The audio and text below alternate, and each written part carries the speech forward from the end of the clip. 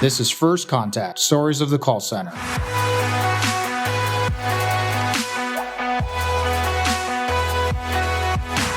Brought to you by Nobel Biz, your one-stop shop for all your contact center needs, both carrier and software.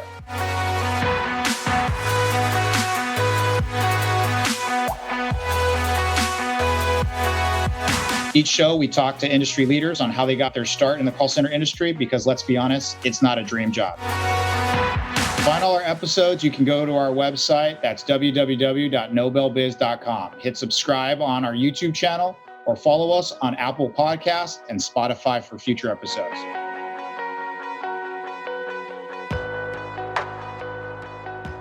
Hey everybody, welcome to another episode of First Contact, Stories of the Call Center. Super excited for you today. We have a great treat. I'm happy to be joined by the CEO of Benchmark Portal, host of CallTalk, and one of the overall top people in the contact center industry.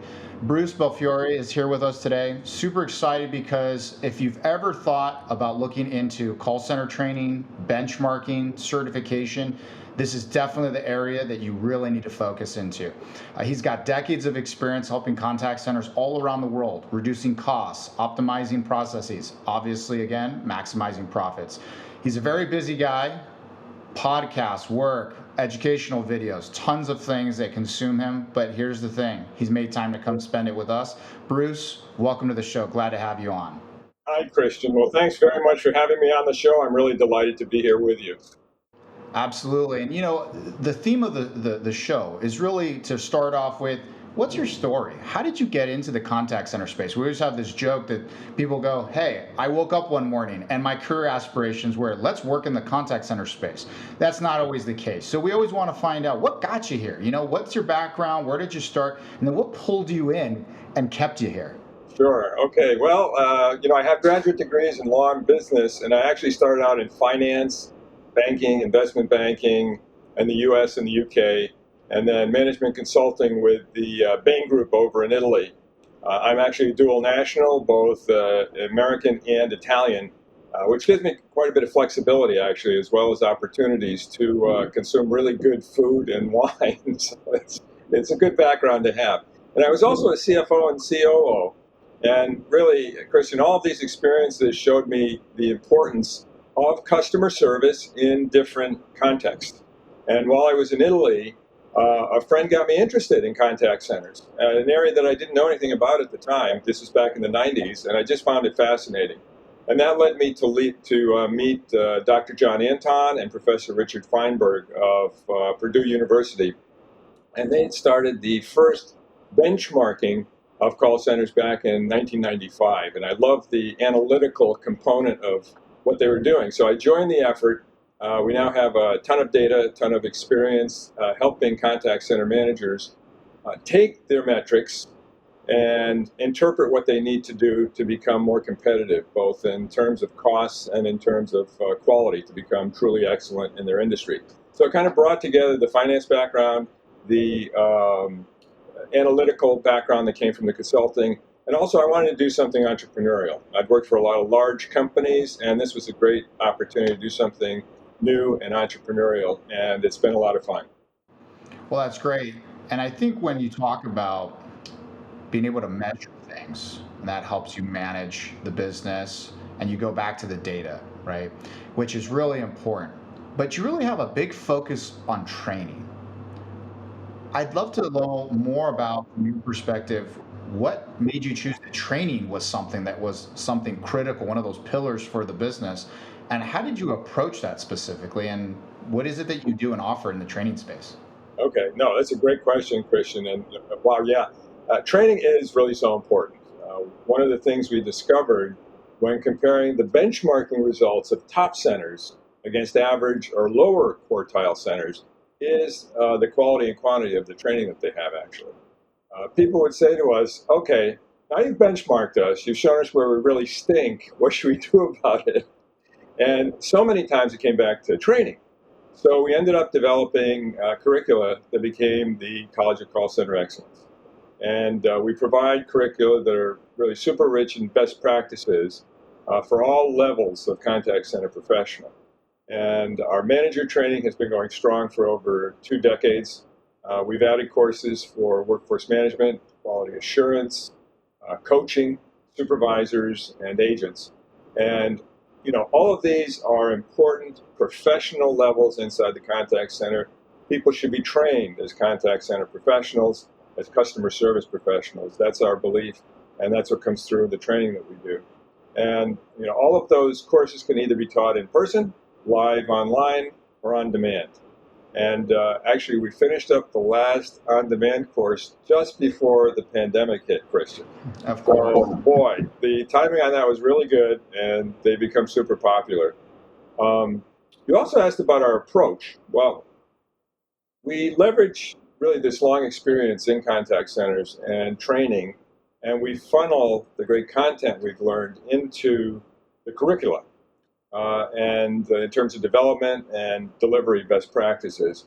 And naturally, the courses address themes that are common across all contact centers. But we can help managers develop specialized curricula for their specific centers if we're asked to do so. So we really love teaching. The Purdue University origins of our group really have stuck with us. And we've actually started many of our best relationships with companies who have started off by using our courses. So, in fact, if anyone listening to this program is interested in trying out one of our courses, they can come to our website, input the promo code Nobel20, and we'll give them a 20% discount on the courses, valid through the end of 2021. So happy to make that available, Christian, if that's okay with you. Well, that's awesome, and I think anyone who's listening can absolutely take that code. You heard it, Nobel20, get 20% off on a program. And look, when I look at training, and I sit there and go, everyone says they have training, right? Everyone says, I have a training program, I onboard, I have training. But what do you think from your perspective, what have you seen is the biggest lacking in training? Is it the fact that they don't do enough training for a long enough period? They don't have ongoing training? The training of itself is too one dimensional, where it's just at somebody versus with them? Anything that you could throw out as a nugget of stuff that people should take into account when they go, why would I even consider more training? My training's sufficient enough. Right. And in some cases it is, but the things that we see are really all over the board. So in some cases, there's not enough training. In other cases, it seems to go on forever and it isn't really necessary to do it that long. It just needs to be done more efficiently. So the main thing to do is to make sure that you're choosing the right people for what you want to do. That is to say, people who can be trained, because not everybody is meant to be a customer service representative or supervisor or anything else. And so you need to make sure that the raw material, the human raw material, if you will, is appropriate to begin with.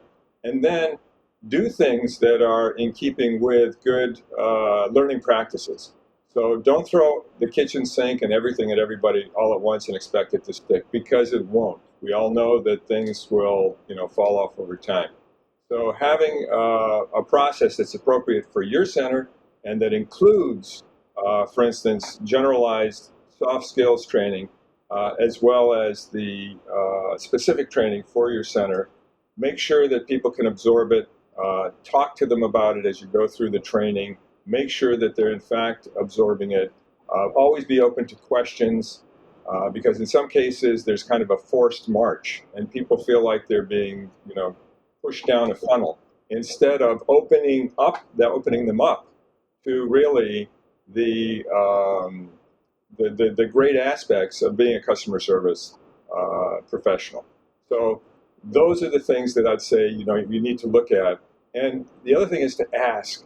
Ask them how they're doing as they go through the process. Ask them if they have, absorbed things, what they like, what they don't like. And then, after a certain period of time, test. See if they are, obviously you're testing all the way through, but then also see sometime after the training whether it has stuck or whether you have to do some refresher training. Totally makes sense. Closing the loop, feedback, and then obviously making sure that the information is retained, right? Because otherwise, it's great that they knew it right away, but then a month, 2 months, 3 months later, if that stuff isn't being reinforced or remembered, then it kind of defeats the purpose. You get that bump, and then all of a sudden that that drop. So let's talk about benchmarking, right? We understand that you're one of the top benchmarkers in the contact center space. You say, hey, we have one of the first and largest databases for the metrics and contact center pretty much anywhere in the world. So what does that even mean, and how did that even come about? Yeah, no, it's a fun story. We actually started as a student project, believe it or not, at Purdue back in 1995. Okay, so there were a ton of paper surveys that were mailed out to a mailing list of call center managers, asking them to please input all of their metrics, things like average speed of answer, average talk time, average after call work time, first contact resolution, all that sort of thing. And most of this information came directly from ACD reports, management reports that the centers had.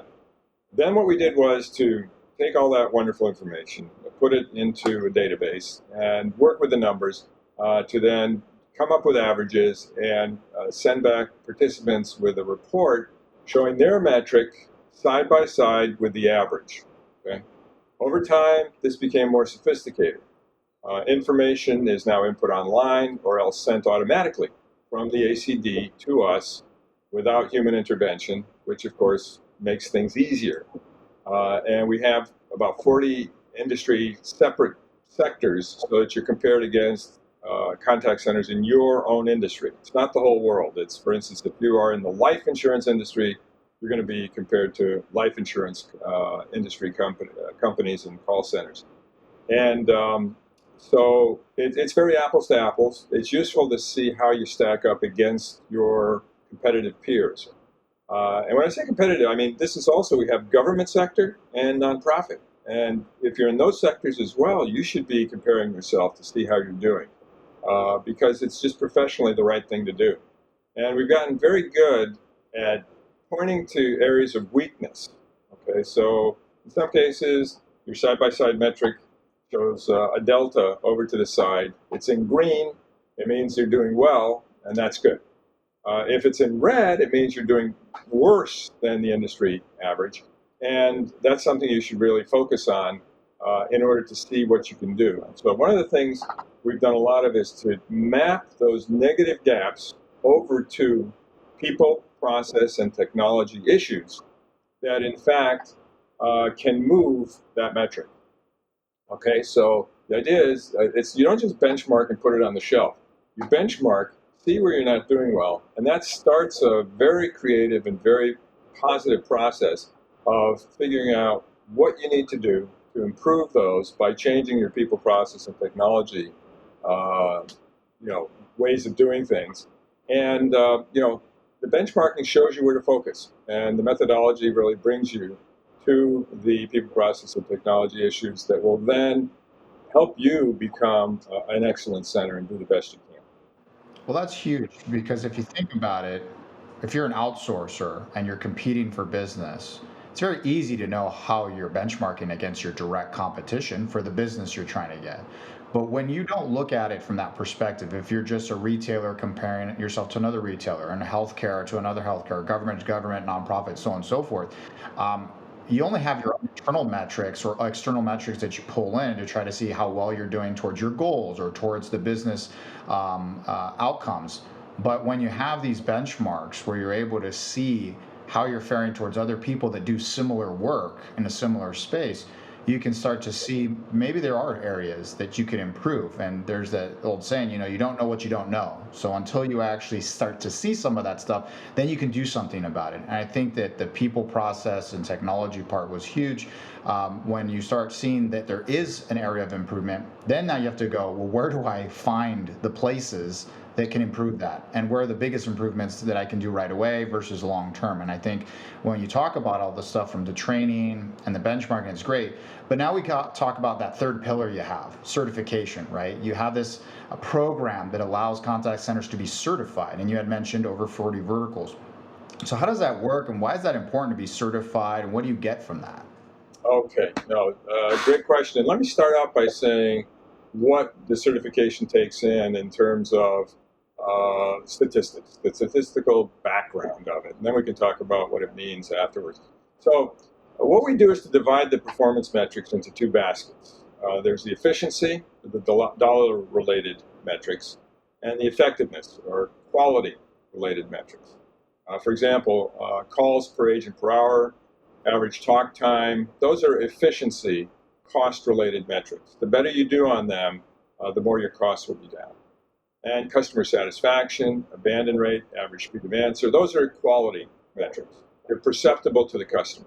And they will be the sorts of things that, if they're bad, they can actually drive people away.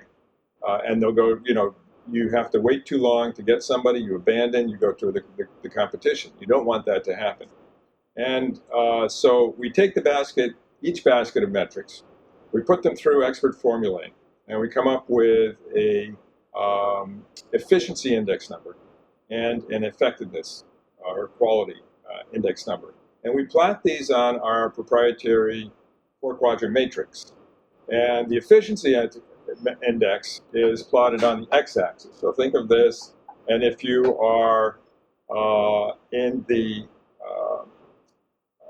right-hand side of that, then you're more efficient than the average for your industry. Okay, so that shows you're performing in a superior manner. On the quality side, that goes on the y-axis. And if you're above the y-axis, then at that point, right, that's the, yeah. Okay, so you're plotting on this axis over here. So if you're above, then you're superior in terms of your quality. If you're below, you're inferior compared to your industry sector. So if you're in the upper right-hand quadrant, it means that you are, objectively speaking, performing in a superior way to your industry. So those people are eligible for certification under our program.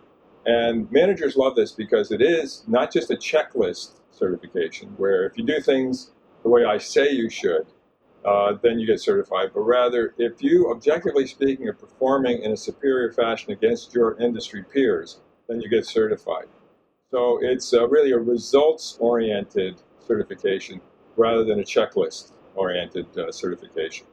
And so centers that have been certified with us include companies like GE Health, Canon, New York Life, MetLife, Mayo Clinic, iMed, Delta Dental, Lincoln Financial, United Healthcare, Samsung, Tri. I mean, there's quite a few. You can see them on our website. And many of them, once they do get certified, also will issue press releases and will celebrate the fact with their contact center people. So they get to use the Center of Excellence logo, and it's really quite an achievement. I remember, Christian, one time going to Harrah's in Las Vegas, and they had gotten certified. They asked me to come and just explain to the agents, right, what this really meant in terms of what they had done and the standards that they now had to live up to. And there was above every cubicle a certification logo that was hanging down.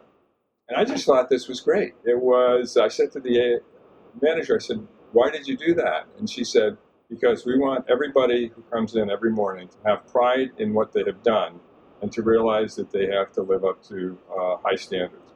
So a lot of it has to do with objectively doing numerically important things, right? But also it has to do with bringing up the morale and really the human potential within the center. That's awesome. And when you look at it from the perspective of outcomes, right? You had mentioned one thing, people take pride in the work when they see that they're living up to a certain level of excellence, right? But do you see other benefits that happen as a byproduct of you making that, top right-hand quadrant when you hit those quality and performance and measurable outcomes for you to get certified? Because it's not just I passed the test and I did the work. It's I'm meeting and exceeding what the average is for where I'm at in my vertical. When you look at that, you see anything quantifiable from the business outside of like just, let's say, everything from retention to performance KPIs improving to reducing costs to just having less people missing work, morale. Do you see things like that you're measurably able to see? Yes. Actually, all the things you just mentioned, we have seen happen. And in one case, for instance, we suggested as one of the things that they needed to do, because they didn't get certified at the beginning. Sometimes it takes a while to get certified, but that's okay.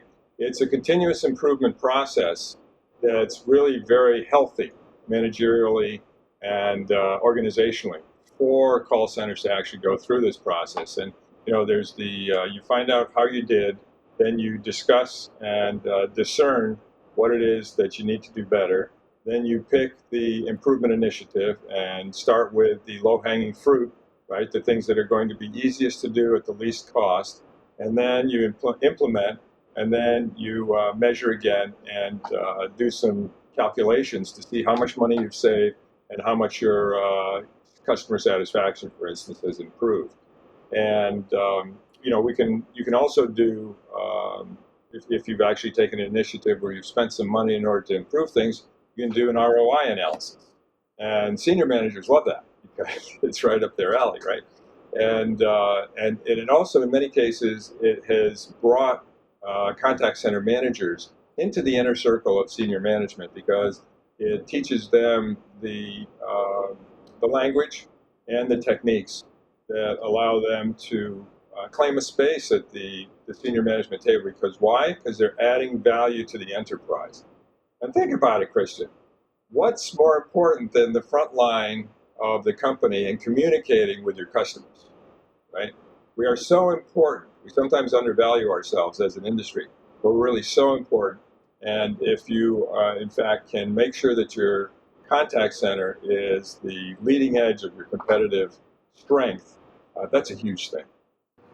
Yeah, I think when I look back and I sit there and say, let's look at products and services, more often than not, you're not always interacting with the brand for that product or service. You're just enjoying or not that service or that product.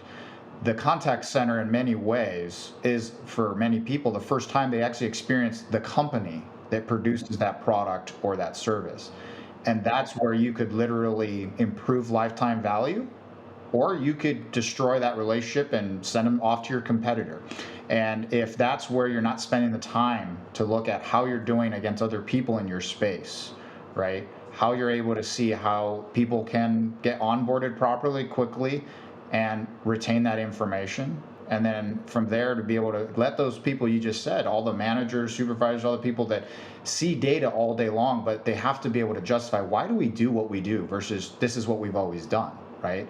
How do we make improvements beyond just what we don't know is really critical. Now, obviously, Benchmark Portal hasn't been doing all of this from day one. I know you had mentioned early on you were doing some things around the database. You've done training and are doing training and certification.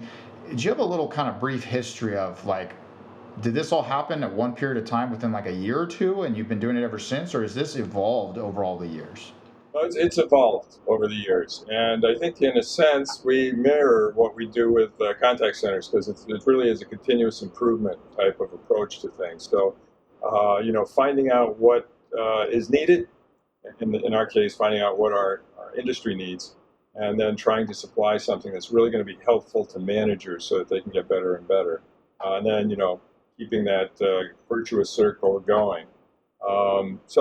After the first benchmarking exercise at Purdue in 1995, the courses started a few years later. We were doing a good bit of consulting by 2000. Then certifications began a year or two later, and we've grown since then. We also publish industry reports that are used by all of the major consulting firms like McKinsey, Bain, et cetera, et cetera. And we've launched automated benchmarking, which is called iBenchmark. So this is exciting. It's new. And the great thing about iBenchmark is it reduces the amount of time and effort it takes to benchmark because data flows directly from the ACD to our database under a patented process that we have. So we're the only ones who can do that. So it's really cool for time-strapped managers. And as I say, we're launching it now. Also, just another thing that your listeners probably should know about is that we launched our free learning channel on YouTube. So anyone can access a lot of instructive short videos on best practices in call handling and in defining metrics and other topics of interest. And if you just go to our website under resources and find the learning channel, it's blossomed. And what's happened is that a lot of managers and supervisors are now pushing out these videos to their employees to use as part of training and coaching activities. So, for instance, one of them is on how to calm down angry customers. Another one is how to connect with customers. There's a whole bunch of soft skill, very well defined areas, and so if there's somebody who is having an issue with those soft skills, then we're finding that supervisors or whoever's doing the coaching is now suggesting that somebody look at this video, because it's something also they can go back to if they need to sort of reinforce it, and they can do that in between coaching sessions. So it becomes also something that's very efficient, but also has a lot of best practices in it. And as I say, that's totally free. People are welcome to do that.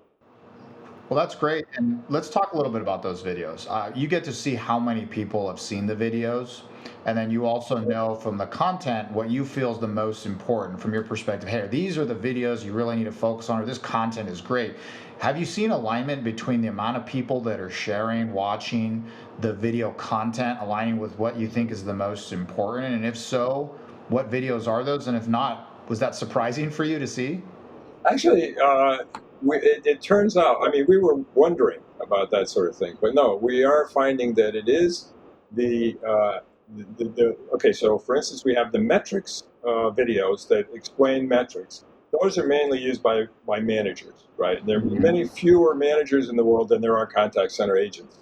So while those probably have big impact for the people who are watching them, particularly new managers who are saying, geez, I've heard this metric, but I really don't know what it means. I can read it in the benchmark portal glossary because we have this long glossary, but we find that people like to listen to stuff rather than read these days, right? So they can do that by doing it. But in terms of numbers, it's really the soft skill agent ones that have to do with connecting with clients, sort of handling calls, and being as present and as good as you can be. Those are the ones that are getting the most. And we're still issuing them. So there's still new ones coming out all the time. Great. So let's kind of pivot to call center empathy training, right? We've talked about it previously in the show. We talked about emotional intelligence. You just mentioned soft skills. Well, what's your take on that? What's the best way to provide adequate empathy training for agents? And especially since we just ended on agents being the ones that watch the most amount of videos, what's your take on that? Yeah, exactly. Well, it can be. I think it's really important. It's oftentimes overlooked. We don't always screen for people who have the best probability of being empathetic. And what I mean by that is going back to what I said before about the best human raw material when did you take into your center. You can do screening for personality traits as well as for communication style.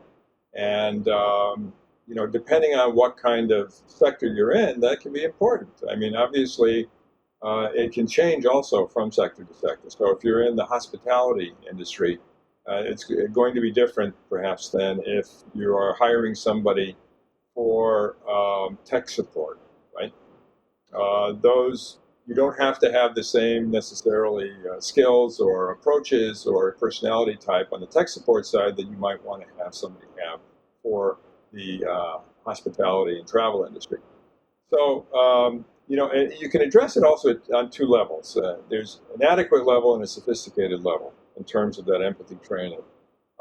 Adequate training is what most centers do, and it teaches the agent more or less to recognize the issue and get a feel for the communication style and mental state of the customer, even though it's not always expressed as well as it could be.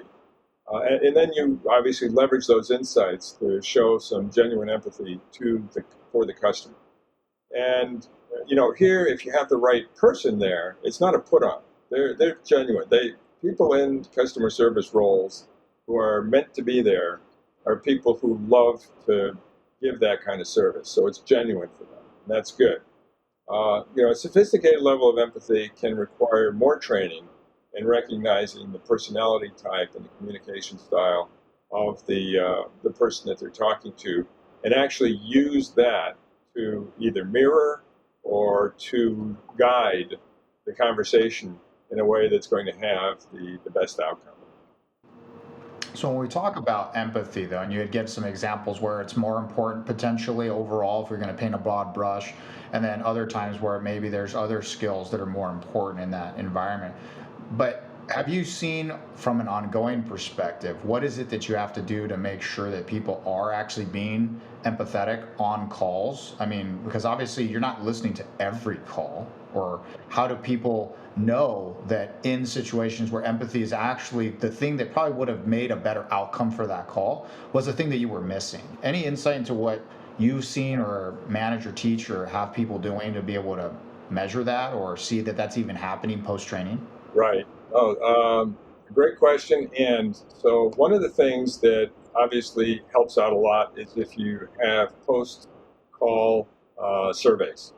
And hopefully post-call surveys that are taken up by a reasonably large percentage. I mean, large percentage, still a small percentage, but as many as possible of the people who are coming on the phone. And that way you can actually match your coaching to what the customer said, which is the most important thing. And what we've seen is the most sophisticated centers, Christian, have both very heavily relied on the customer satisfaction feedback, right? And let me make one distinction too, if I can put in a parenthesis here. Sure. Use that for coaching purposes appropriately if you are doing smaller samples. If you're actually going to judge the agent on it for purposes of promotion and pay, et cetera, then you as a manager owe it to your agents to get a statistically significant sample over the course of a year to do that. So if you're finding that you're going to use, 2 a month for 24 at the end of the year, and then you're going to actually use that for promotion, and that's all you've done. That's not a statistical sample. You should not feel good about that as a manager. On the other hand, if you have a statistically valid sample, you've got 200-300 of these over the course of a year, then you can feel much better about using it for that purpose. I'll close that parenthesis and just go back to saying that the empathy training there is something that can be done, as I said, for coaching purposes, even with small samples. And one of the things that will happen in some cases is that people will actually get good response on their customer satisfaction, but the coach will still feel that they are not having the kind of inflection or empathy that they are looking for as part of the branding of the company. They want them to be even more so. And that's a tough one for the coach. And the best thing that can happen in those, one of the reasons we did these videos is because sometimes by saying, well, look, don't just listen to me, listen to this video. Maybe that can convince you what you need to do in terms of managing the call and managing the customer contact in a way that will be more fruitful. Totally makes sense. A famous African proverb says that if you want to go fast, go alone. But if you want to go far, go together.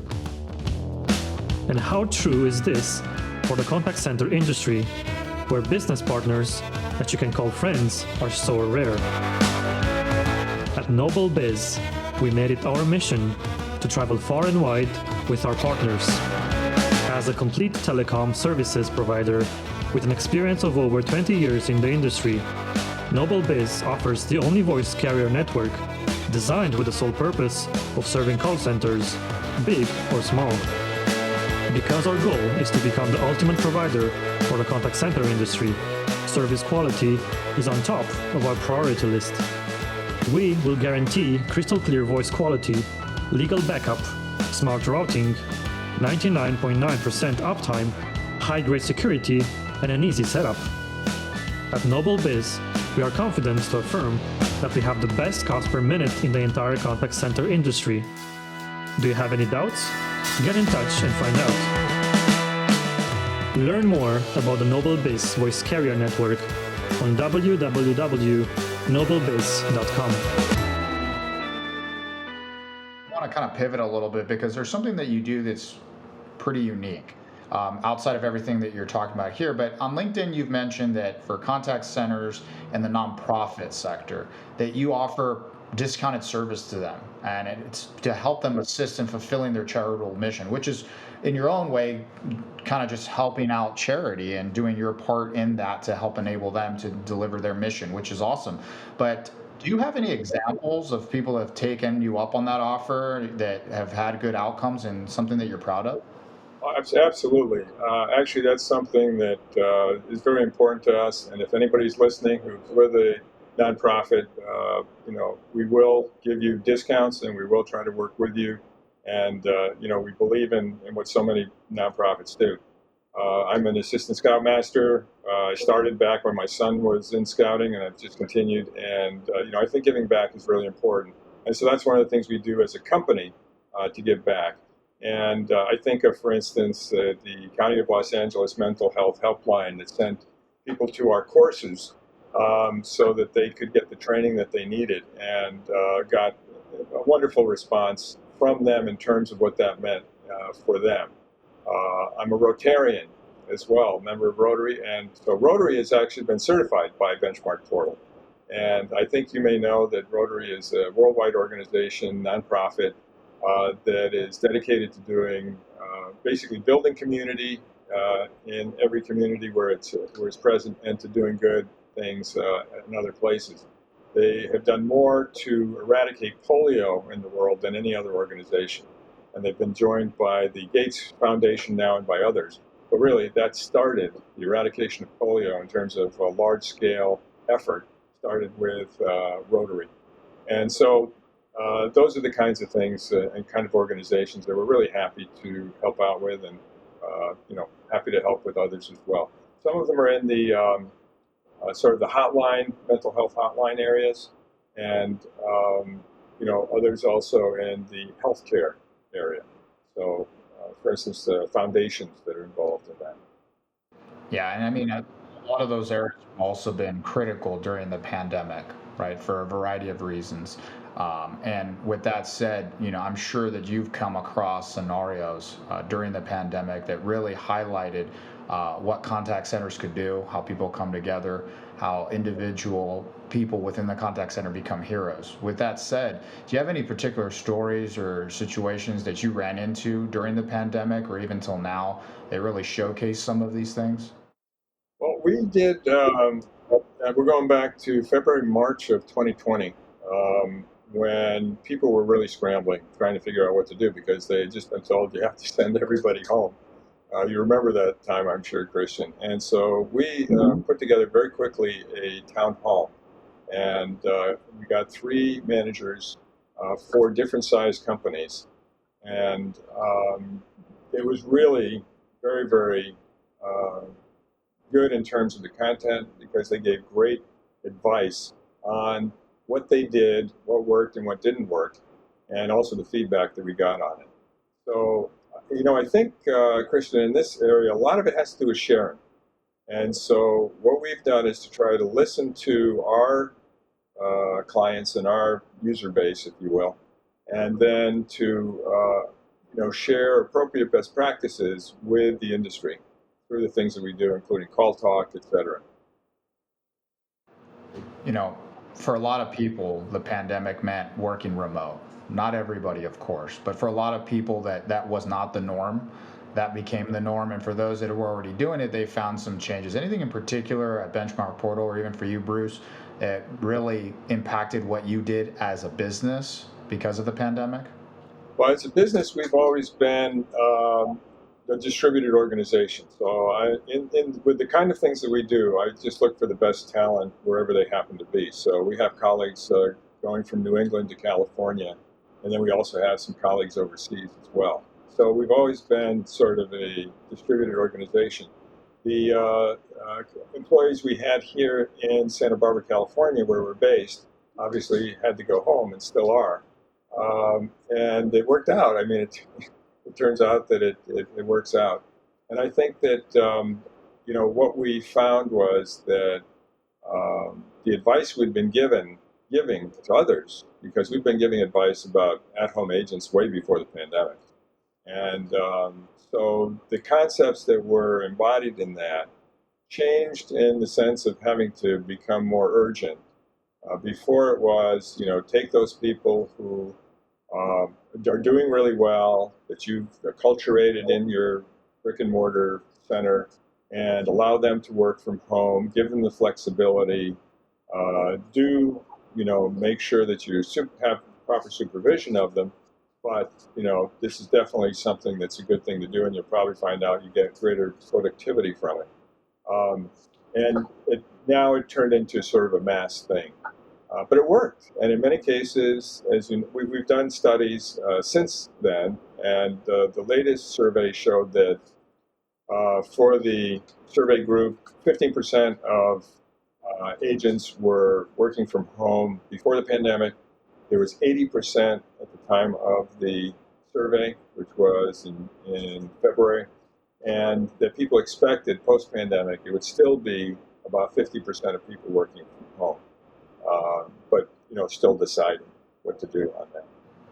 Yeah, and I've heard the hybrid model being embraced, not all or nothing. There's some form of hybrid depending on which agents, representative supervisors work well in-house versus what the client or security concerns or whatever is required for at home versus inside. But, you had mentioned training and at home.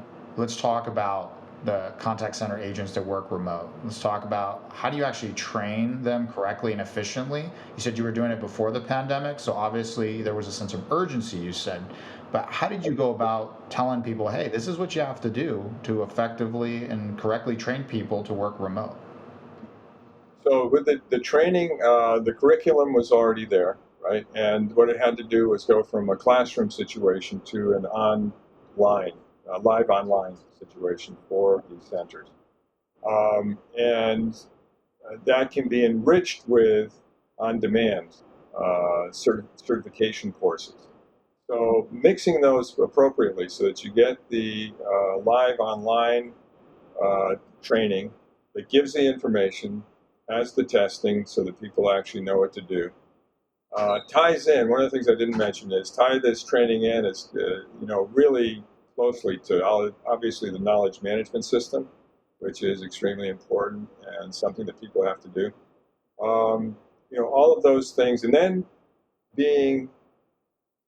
considering yourself as a trainer, somebody who's sort of always available to help out, rather than I go into the classroom in the brick and mortar thing and I take care of what I have to do, and then that's it. Over to the supervisors and the managers to take care of them. You have to be more available, I think, as a training, and also keep your eyes open, your ears open, and figure out what you need to do to improve over time. Running a contact center these days takes a great deal of courage and resilience. Noble Biz applauds and salutes the contact center community for not giving up and fighting the good fight, working to set contact centers on the road to success. Our contribution consists in providing one of the most versatile and cost-efficient omni-channel solutions on the market, called Noble Biz Omni Plus. Take your contact center to the next level with Noble Biz Omni Plus. Get instant access to a full range selection of channels, from voice calls to SMS, and from email to WhatsApp, Twitter, or Telegram. Get control over the external factors, with the possibility to switch from an on-premise team to a remote system in just a matter of hours. And get integrated compliance support, advanced reporting, seamless agent dashboard, and many more high-grade features. All in just one product, Noble Biz Omni Plus, a crisis-proof solution for scaling operations. So when we talk about the database that you had, I know we talked about what's made of and how you use it, but seeing now going forward, let's kind of talk about what are you seeing from your database and your experience and what you're seeing metrics-wise and how they're shifting and what people are doing.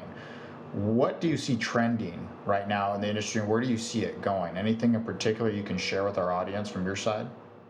Um, yeah.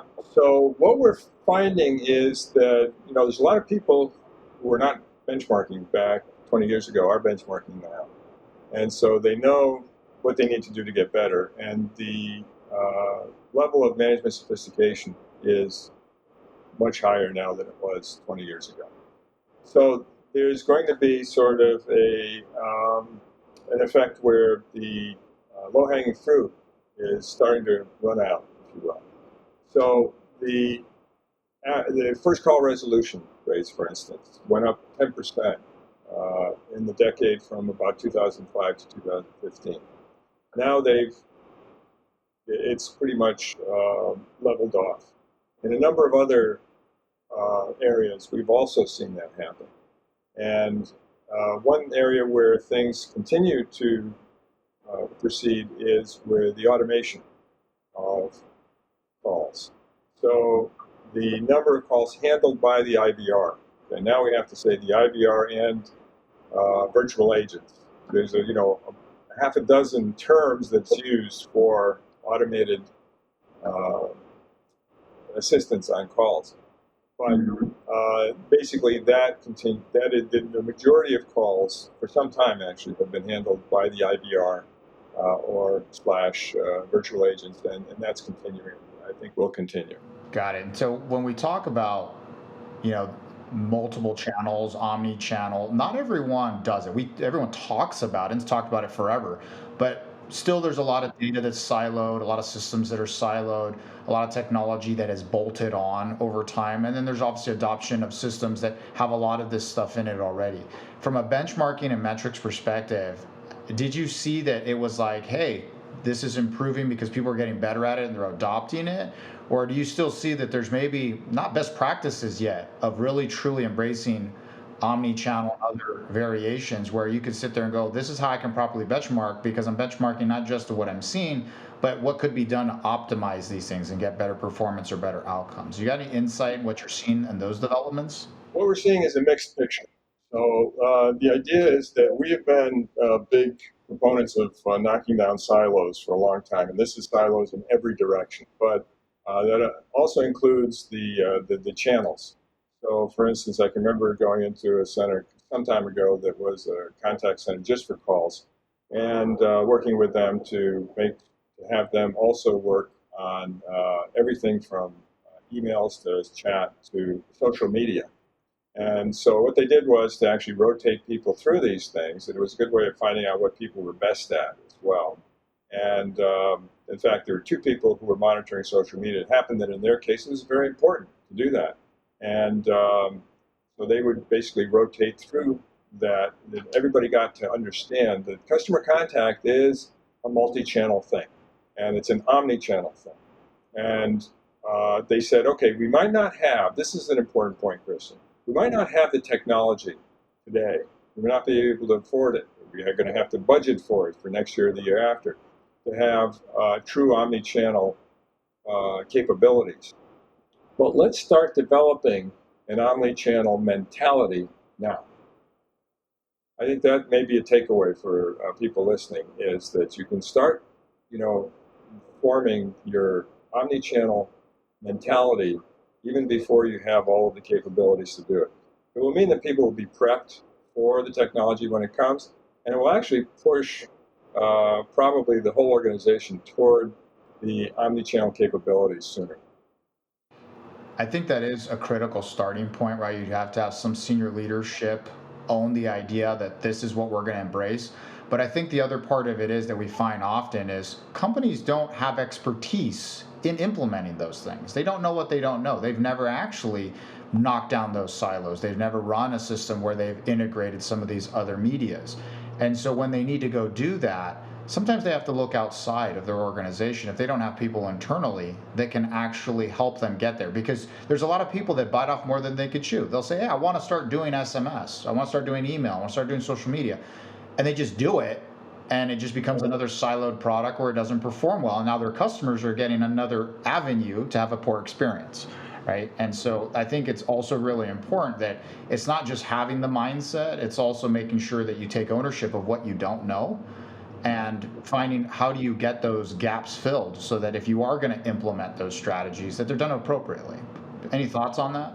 Yeah, I mean, definitely do that. Inform yourself, but also look outside your organization to folks who have embraced this, who have experience with it, and who can help you to get there faster and better, and without making the mistakes that others have had. Because you take professionals like yourself, like others, they've seen it before. They understand where the potholes are, and by embracing a partner that can really help you get to where you need to get, it's going to leverage you to a better place quicker.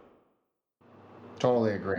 Now, you've hit a great milestone. You've hit 150 episodes on your podcast. First of all, congratulations. That's awesome. I'd love to have that someday. But, for anyone who's interested, go check out CallTalk. Look at it on whatever podcast app that you have. Now, since you're obviously a fellow podcaster, there's been some things I've always wanted to know. You got any insights from your experience on it? Anything you could share? Well, first of all, thanks so much. I mean, it's been quite a ride. It's been gratifying to get so much positive feedback since 2009 when we started this. So we've been going continuously since 2009 on a monthly basis. So we really feel we've made a positive impact. But, Christian, hey, you got this nailed. I think the important thing is to leverage your passion for our industry and to share your best insights with your audience. And when you do that, and when you've got people who are able to share along with you, then that's really what this is all about. It's not any more complicated than that. Yeah, I think one of the things that I've always found helpful for me, and I learned a long time ago, is surround yourself with people smarter than you.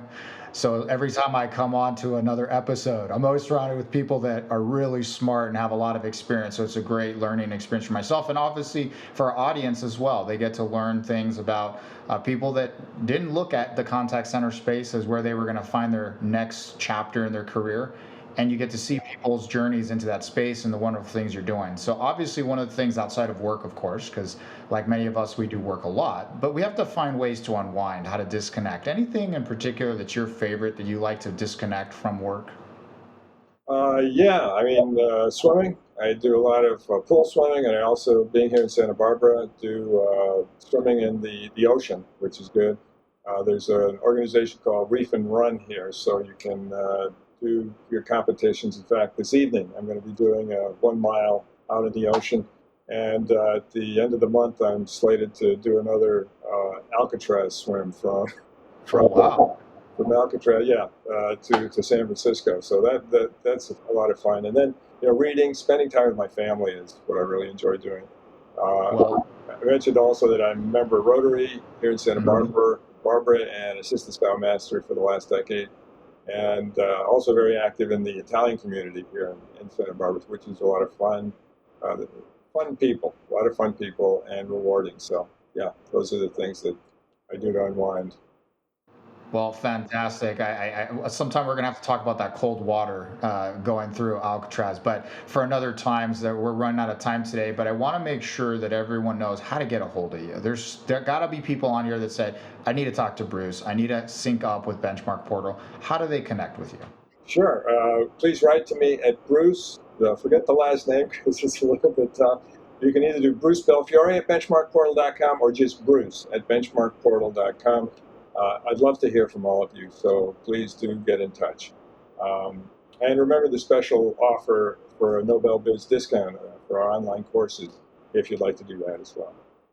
Well, Bruce, that was very generous of you and Benchmark Portal. Obviously, for those of you who hadn't heard of Bruce or Benchmark Portal, you got to go connect with them. You have to see what they're doing. It's been an honor and a pleasure to have you on. Thanks so much for joining us today. And everyone, keep listening, and we're going to catch you on next episode. Thank you, Christian. If you like what you're hearing, hit that subscribe button on Apple Podcasts and Spotify. Check out our YouTube channel for exclusive clips. Like us, rate us, review us. If you want to hear more on our take on coronavirus, remote work, and contact centers, go to nobelbiz.com and click on webinars to see our recorded on-demand webinars.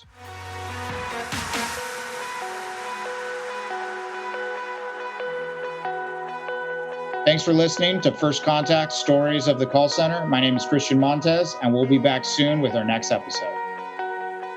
This podcast has been hosted by me, Christian Montez, produced, written, and edited by Bogdan Minuts, with co-executive producers Steve Biederman, Christian Montez, and Bogdan Minuts.